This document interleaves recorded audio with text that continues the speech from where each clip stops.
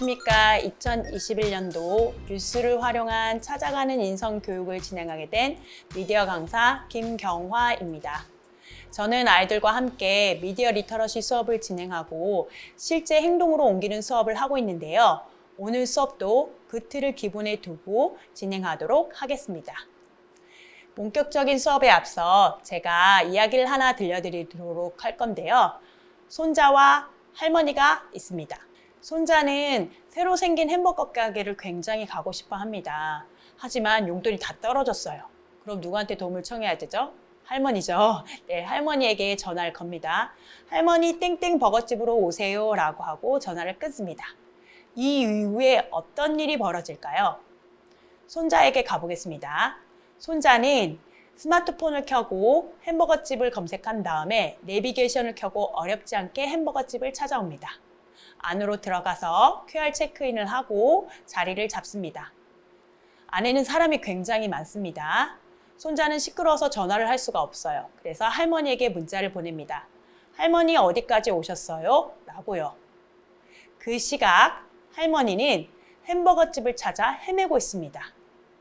사람들에게 물어 겨우 찾아가고 있는데 손자에게 문자가 옵니다. 할머니는 문자를 볼 수는 있지만 답장은 할 수 없습니다. 그래서 손자에게 전화를 걸어보지만 손자는 시끄러운지 전화를 받지 않습니다. 겨우 도착한 햄버거집, 할머니는 수기 명부를 작성하고 안으로 들어갑니다. 그리고 손자와 간단히 이야기를 나눈 뒤 손자에게 햄버거를 사주기 위해 카운터로 다가갑니다. 카운터에서 주문을 하고 계산을 하려는 순간 직원이 여기는 카드 전용 매장이라고 말합니다. 할머니와 손자는 할 수 없이 집으로 돌아갔습니다. 네, 이 이야기는 제가 구성한 것이지만 현실과 별반 다르지 않습니다.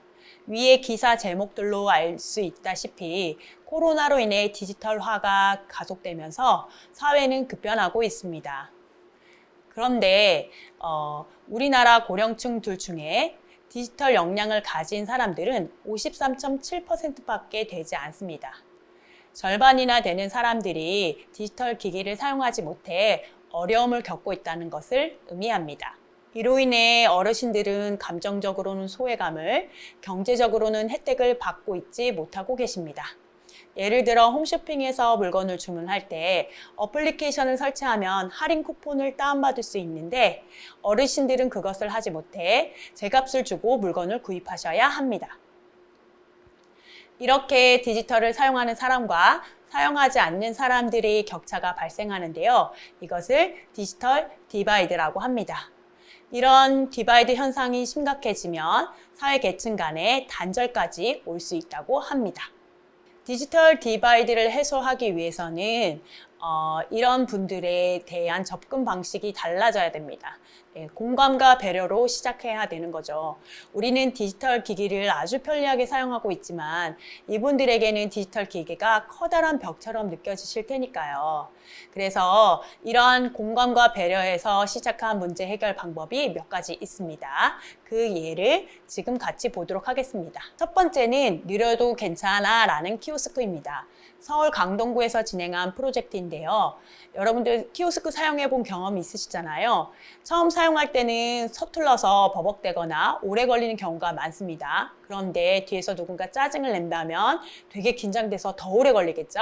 그래서 이러한 분들을 위해서 전용 키오스크를 마련해서 그분들의 어려움을 도움을 주고자 한 프로젝트입니다. 두 번째는 디지털 오지라퍼라는 것입니다. 디지털 오지라퍼는 디지털 기기를 사용하지 못하는 사람들에게 다가가 적극적인 도움을 주는 것을 말하는데요. 여러분들 키오스크를 잘 사용하지 못하는 사람을 만났을 때 도움을 주고 싶어도 괜히 오지랖 떠는 거 아니야? 라는 생각 때문에 쉽게 다가가지 못하는 경우가 많습니다. 이러한 인식들을 변화시키고자 디지털 오지라퍼라는 용어가 생겨났는데요. 그 용어로 인해서 오지랖을 떠는 게 아니라 적극적인 좋은 도움을 줄 수 있다는 것으로 인식이 바뀌게 되었습니다. 청소년 여러분들도 디지털 오지랖퍼가 될 수 있겠지요? 네, 그럼 본격적인 활동에 들어가 보도록 하겠습니다. 제가 앞서 미디어 리터러시 수업을 진행하고 실제 행동으로 옮기는 활동을 한다고 했었는데요. 그래서 선택한 것이 바로 우리 가족 디지털 조력자입니다. 주변에도 도움이 필요한 사람들이 많겠지만 우리 가족이 우선 돼야겠죠. 가족 중에 디지털 기계 사용에 어려움을 겪는 사람들에게 우리가 디지털 교육을 시켜드리는 건데요. 디지털 역량 강화를 위해서 공공기관에서도 여러 교육들이 진행되고 있는데요. 이러한 기관에서 진행되는 교육들은 개별 맞춤화 교육이 어렵습니다. 다 같이 모여서 미디어 교육을 진행하다 보니까 각자의 역량에 따라서 또는 각자의 생활 패턴에 따라서 교육을 진행할 수 없기 때문입니다. 그런데 가족 중에 누군가 나를 위해서 개별 맞춤 교육을 진행해 준다면 디지털 역량 강화에 훨씬 많은 도움이 되겠지요. 그런데 이러한 수업을 진행할 때에는 무턱대고 진행해서는 안 됩니다. 구체적인 계획을 세우셔야 되는데요. 첫 번째, 학습 대상자의 디지털 역량 수준에 맞춰서 구성을 해야 합니다. 그래서 그 디지털 역량 수준을 파악하셔야 합니다. 그리고 두 번째는 주먹구식구식 도움보다는 구체적인 학습 계획을 세워서 진행을 하셔야 합니다. 시간을 낼 때 가족이니까 시간을 낼 때 아무 때나 하자 이런 마음으로 시작하신다면 그 시간이 생각보다 쉽게 나지 않아요. 그래서 언제 할 것인지 어떤 내용을 할 것인지 구체적인 수업 계획안을 세우셔야 합니다. 그리고 세 번째는 미안한 마음보다는 고마운 마음을 가질 수 있도록 수업을 진행하셔야 합니다. 가족끼리 교육하는 것은 자칫 감정이 상할 수 있어요. 예를 들어서 할머니 그것도 몰라? 라는 식으로 그러면 할머니 입장에선 괜히 바쁜 손자 붙들고 내가 괜한 거 가르쳐 주라고 한 거 아니야? 라는 마음이 들 수 있어요. 그렇기 때문에 좋은 마음으로 시작한 수업이 감정만 상하는 나쁜 수업으로 변질될 수 있기 때문에 여러분들이 주의를 하셔야 합니다. 가족들에게 도움을 주려고 디지털 조력자가 되기로 마음먹었지만 막상 어디서부터 시작해야 될지 막막하시죠? 그래서 저는 이럴 때 수업 요구 조사서를 받는 것을 추천드립니다. 학습자가 원하는 디지털 수업을 알 수도 있고요. 학습자의 디지털 역량 수준을 파악할 수 있기 때문에 이것을 받아야 여러분들이 수업을 구성할 때 어려움이 없을 거라고 생각됩니다. 요구조사서를 받았다면 요구조사서를 바탕으로 학습 계획안을 작성하셔야 합니다. 그리고 추가적인 내용은 학습자가 몰라서 놓치고 있는 것들을 파악한 다음에 구성을 하시면 좋습니다. 자, 그리고 이걸 항목을 작성할 때는 반드시 교육 목표가 들어가야 되는데요. 그날 수업을 진행한다고 했을 때 그 목표를 달성할 수 있도록 목표는 간결하게 그리고 너무 많은 양을 하려고 하지 말고 하루에 한두 가지씩만 진행하는 게 좋습니다. 그리고 두 번째는 교육 내용을 구체적이고 세세하게 작성을 하셔야 됩니다. 막연하게 해놓으면 그날에 뭘 해야 될지 몰라서 당황하게 되실 수도 있기 때문입니다. 세 번째는 반복학습, 복습, 실습 구성은 필수입니다.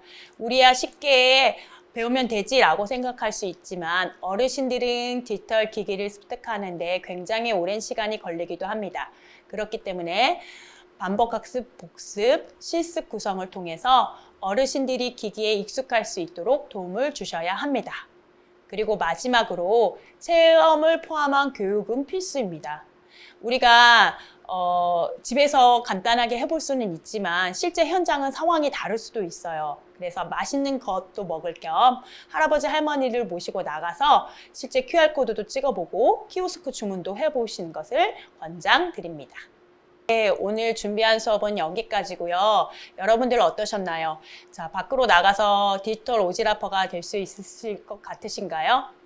네, 여러분들이 적극적으로 사회 문제를 해결하는 데 동참을 해주신다면 좀 더 나은 사회가 될 수 있을 거라고 생각합니다. 모두 행동하는 청소년이 되길 바랍니다. 네, 감사합니다.